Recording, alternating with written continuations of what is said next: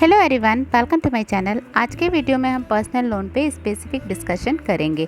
Basically individual personal loan को लेते हैं। पर्सनल लोन एक ऐसा लोन होता है जो अनसिक्योर्ड होता है। तो अनसिक्योर्ड लोन होने के साथ साथ ये लोन ऐसा है जिसमें हमें रिस्क भी बहुत ज़्यादा होता है। जो भी हमारे लेंडर्स होते हैं उनके लिए भी बहुत रिस्क होता है, क्योंकि इसमें डॉक्यूमेंट्स बहुत कम रिक्वायर्ड होते हैं। इसलिए लेंडर्स के पॉइंट ऑफ व्यू से रिस्की वे है। एंड दूसरी तरफ अगर हम अपने लिए बात करें तो ये हमारे सिविल स्कोर को अफेक्ट करता है। इसलिए पर्सनल लोन को ज़्यादातर हमें अवॉइड ही करना चाहिए। पर्सनल लोन किन कंडीशंस में अगर हमको लेना भी है तो लेना चाहिए। पर्सनल लोन लेने के लिए क्या क्या डॉक्यूमेंट्स रिक्वायर्ड हैं, क्या एलिजिबिलिटी क्राइटेरिया है, क्या इंटरेस्ट रेट होता है, ये सारी चीज़ों को आज के वीडियो में हम डिस्कस करेंगे।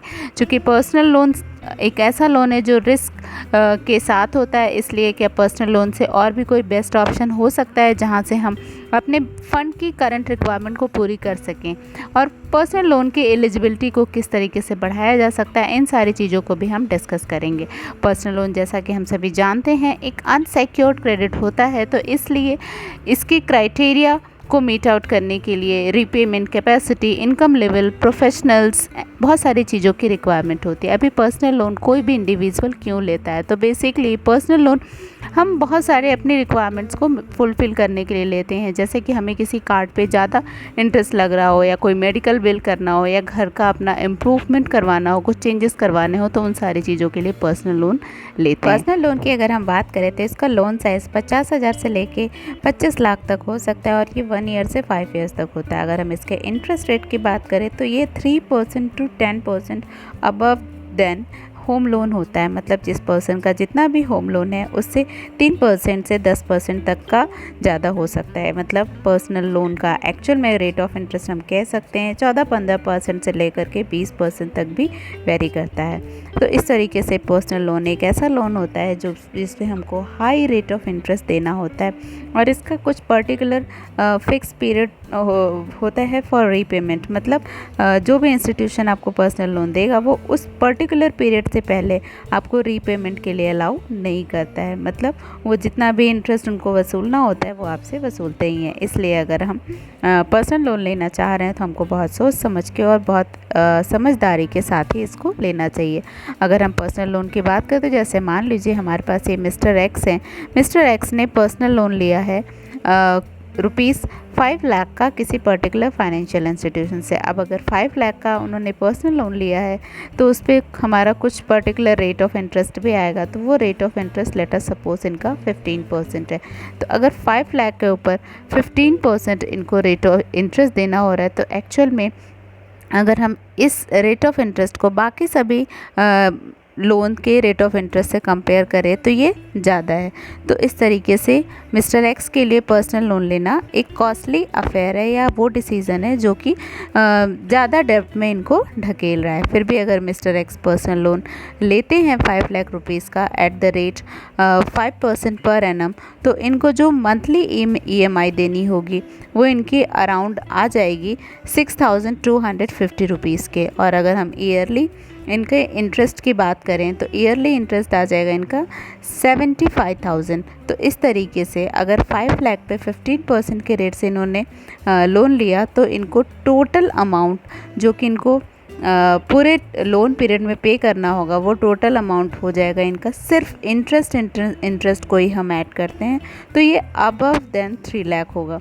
तो ये 3 लाख से ज़्यादा सिर्फ ये इंटरेस्ट ही देंगे। मतलब अगर इनको पूरा रीपेमेंट की बात करें हम तो पूरा रीपेमेंट इनका 3 लाख से ज़्यादा सिर्फ इंटरेस्ट का होगा, प्लस इनको जो प्रिंसिपल अमाउंट मतलब 5 लाख तो इनको रीपे करना ही है। तो इनको एक्चुअल में ज़्यादा इंटरेस्ट का अमाउंट पे करना ही साथ पर्सनल लोन में ECS डिडक्शन होता है। मतलब ऑटोमेटिकली आपके अकाउंट से डिडक्ट हो जाता है। अब आगे हम बात करते हैं कि पर्सनल लोन के लिए क्या क्या डॉक्यूमेंट्स की रिक्वायरमेंट है। बेसिकली ये पर्सनल लोन ही नहीं, सभी लोन्स के लिए ये बेसिक डॉक्यूमेंट्स की रिक्वायरमेंट होती है, जिसमें हमारा फर्स्ट डॉक्यूमेंट जो होता है वो हमारा होता है हमारे बेसिक पैन, आधार, इन सब चीज़ों की कॉपी हमको जो देनी होती है, जिससे हमारा एज और एड्रेस का प्रूफ हो जाए। साथ ही साथ हमको एक लोन का डॉक्यूमेंट फिल करना होता है। इसके साथ ही हमको कुछ और अदर डॉक्यूमेंट्स भी देने होते हैं, जैसे कि हमको सैलरी स्लिप देनी होती है, पर्टिकुलर 6 मंथ्स की कंसेक्यूटिव 6 मंथ्स की सैलरी स्लिप देनी होती है। इसके साथ ही हमको और भी फॉर्म 16 फिल करके देना होता है।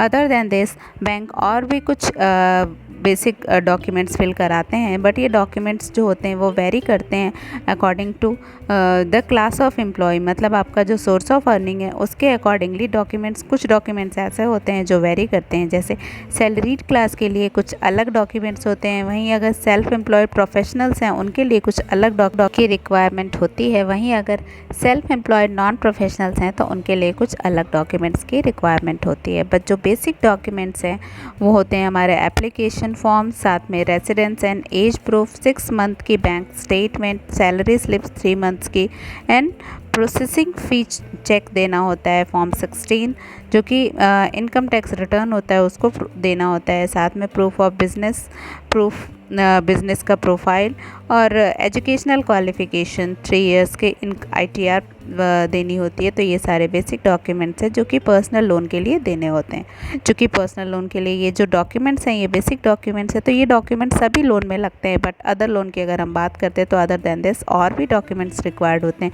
बट अगर पर्सनल लोन में देखें तो सिर्फ इतने ही डॉक्यूमेंट्स की हमें रिक्वायरमेंट होती है, जिसको दे करके या जिसको फुलफ़िल करके हम इज़िली पर्सनल लोन ले सकते हैं। तो इसलिए पर्सनल लोन के लिए जो डॉक्यूमेंट्स हैं वो मैंने आपको डिटेल में डिस्कस कर दिया। अब हम आगे डिस्कस करते हैं पर्सनल लोन लेने के क्या प्रोज एंड क्या कॉन्स हैं, मतलब क्या फ़ायदे और क्या नुकसान है।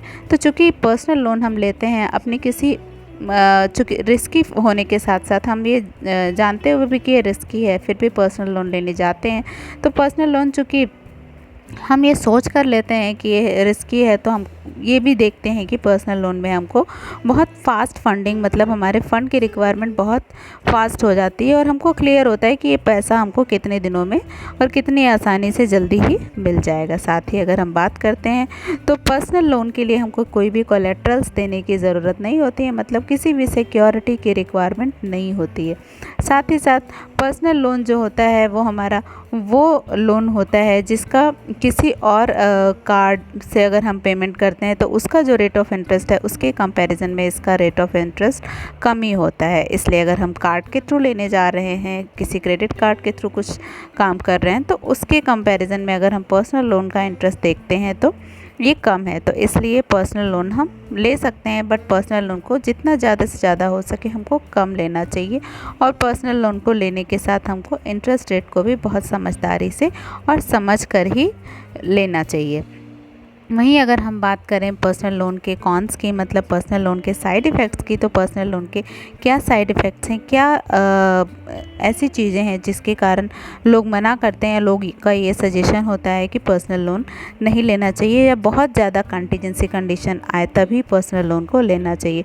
तो सबसे पहले तो हमने स्टार्टिंग से ही डिस्कशन किया है कि पर्सनल लोन एक तरीके का बहुत रिस्की अफेयर है, मतलब पर्सनल लोन हमारे डेब्ट के लोड को बहुत तेज़ी से इंक्रीज़ करता है। साथ ही साथ पर्सनल लोन में हमारा रीपेमेंट बहुत फास्ट होता है। पर्सनल लोन की जो फंडिंग होती है वो भी फास्ट होती है, तो हमें रीपेमेंट भी इसका फास्ट होता है। साथ ही साथ इसका रेट ऑफ इंटरेस्ट भी बहुत ज़्यादा होता है। और पर्सनल लोन एक वैसा लोन है जिसमें बहुत सारे कुछ चीज़ें हिडन भी होते हैं जो कि हम नॉर्मली नहीं जानते या नॉर्मली हम उसको अवॉइड कर जाते हैं, बिकॉज़ हमारी जो फ़ंड की रिक्वायरमेंट होती है वो ज़्यादा इंपॉर्टेंट होती है as compare to those things. Personal loan जो होता है वो हायर रेट ऑफ इंटरेस्ट के साथ ही साथ पर्सनल लोन के हमारे बहुत सारे अलग चीज़ें भी होती हैं। जैसे पर्सनल लोन को जो हमको पेमेंट का टाइम पीरियड दिया है उसी टाइम पीरियड में उसको पे करना होता है। अगर हमने कहीं और से पे किया तो हमारे एडिशनल चार्जेस भी पर्सनल लोन पे लगते हैं। साथ ही साथ पर्सनल लोन की जो हाई मंथली पेमेंट है वो एक तरीके से नेगेटिव इम्पैक्ट करती है। अगर हमने पर्सनल लोन का पेमेंट टाइम से नहीं किया तो हमारी क्रेडिट वर्दिनेस बहुत ज़्यादा इफ़ेक्टेड होती है और हमारा जो क्रेडिट स्कोर है वो बहुत बैडली अफेक्ट करता है पर्सनल लोन के टाइमली नॉन पेमेंट पे। तो अब आगे हम डिस्कस करेंगे कुछ टिप्स एंड ट्रिक्स जो स्टार्टिंग में ही मैंने आपको बताया था कि पर्सनल लोन लेते समय हमें कौन से टिप्स कौन से ट्रिक्स का ध्यान रखना चाहिए। तो उसमें पहली चीज़ें हमको इंटरेस्ट रेट का सारे ऑर्गेनाइजेशंस और बैंक्स में कंपेयर करके और नेगोशिएट करके ही पर्सनल लोन को लेना चाहिए किसी भी इंस्टीट्यूशन से। और पर्सनल लोन का अगर हम सेकंड टिप्स एंड ट्रिक्स की बात करें तो हमको बहुत शॉर्ट अमाउंट के लिए पर्सनल लोन लेना चाहिए और शॉर्टर पीरियड ऑफ टाइम, ताकि हम थोड़ा पेन ले करके और इसको बहुत ईजिली और बहुत फास्ट फिल कर सकें। तो इसलिए पर्सनल लोन चूँकि एक ऐसा लोन है जो हाईली रेट ऑफ इंटरेस्ट के साथ हमको मिलता है, तो हमको इसका repayment shorter period of time में ही थोड़ा फाइनेंशियल बर्डन लेकर के कर देना चाहिए, जिससे हम जितना कम से कम अपने को लॉस में ढकेल सकें। That's all for today's video.